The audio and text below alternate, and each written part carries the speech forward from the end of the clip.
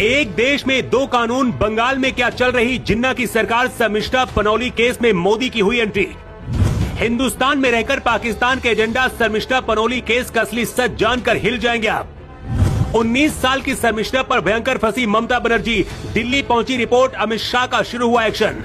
Sharmishtha Panoli case में अब सीधा पीएम मोदी की एंट्री हो गई है। विदेशों से भी इस हिंदू शेरनी के लिए मांग उठ रही है और मोदी के हनुमान ने तो सीधा ममता बनर्जी को चैलेंज कर दिया है। अमित शाह तक रिपोर्ट पहुंच गई है। कंगना रनौत ने सोशल मीडिया पर ऐसी मांग कर दी है जिसे पूरे देश को जानना चाहिए। ममता बनर्जी पर पहले भी सवाल उठते रहे, लेकिन अब हालात देखकर लग रहा है कि बंगाल में चुनाव से पहले ममता बनर्जी बंगाल की सरकार दिल्ली से नहीं बल्कि पाकिस्तान के कानून से चला रही हैं। इस रिपोर्ट को देखने के बाद कुछ लोग बौखला जाएंगे, लेकिन सच जानकर आप यही कहेंगे कि आखिर एक देश में दो कानून क्यों? और शर्मिष्ठा को भी क्या दूसरी नुपुर शर्मा बनाने की कोशिश है?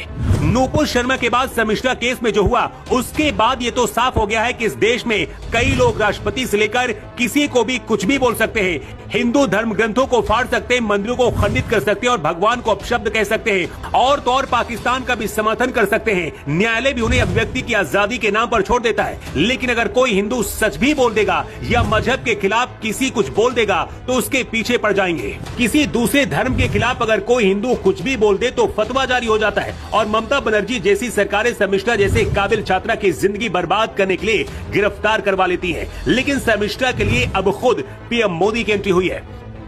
शर्मिष्ठा ने अपनी वीडियो में उन अभिनेताओं की आलोचना की थी जिन्होंने ऑपरेशन सिंदूर पर अपनी प्रतिक्रिया नहीं दी थी। ये कथित तौर पर एक यूजर को जवाब दे रही थी जिसने पूछा था कि भारत ने बिना किसी कारण के पाकिस्तान पर गोलाबारी क्यों की। शर्मिष्ठा ने अपनी वीडियो में कथित तौर पर अपशब्दों का भी इस्तेमाल किया, लेकिन बाद में शर्मिष्ठा ने अपनी वीडियो डिलीट करके माफी भी मांग ली थी। शर्मिष्ठा पनौली के लिए डच सांसद गिर्ड विल्डर्स ने एक्स पर एक पोस्ट किया। उन्होंने लिखा, बहादुर शर्मिष्ठा पनौली को रिहा करो, ये अभिव्यक्ति की स्वतंत्रता के लिए अपमान की बात है। पाकिस्तान और मोहम्मद के बारे में सच बोलने के लिए उन्हें दंडित न करें। डच सांसद ने पीएम नरेंद्र मोदी से दखल देने की मांग की है।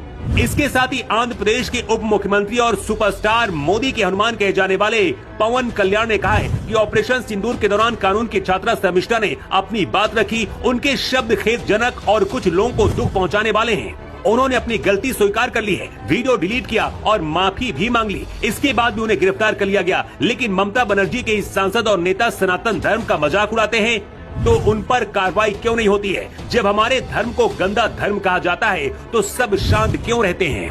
ऐसा पहली बार नहीं है। आपको ऐसी बहुत सी तस्वीरें मिल जाएंगी जब हिंदू मंदिर और आस्था से खिलवाड़ और अपमान किया जाता है। तमिलनाडु के मुख्यमंत्री का बेटा सनातन को बीमारी कहता है, तब उन पर कोई कार्रवाई नहीं होती। स्वामी प्रसाद मौर्य जैसे नेता हिंदू धर्म का अपमान करते हैं तो भी कुछ नहीं होता। लेकिन जब एक स्टूडेंट कुछ ऐसा बोलती है और माफी मांगने के बाद भी उसे कोलकाता पुलिस गिरफ्तार करती है। ऐसे में सवाल यह है कि क्या बंगाल की सरकार भारत के संविधान से नहीं बल्कि जिन्ना के प्रावधान से चल रही है? आखिर एक देश के अंदर धर्म देखकर कार्रवाई क्यों की जाती है?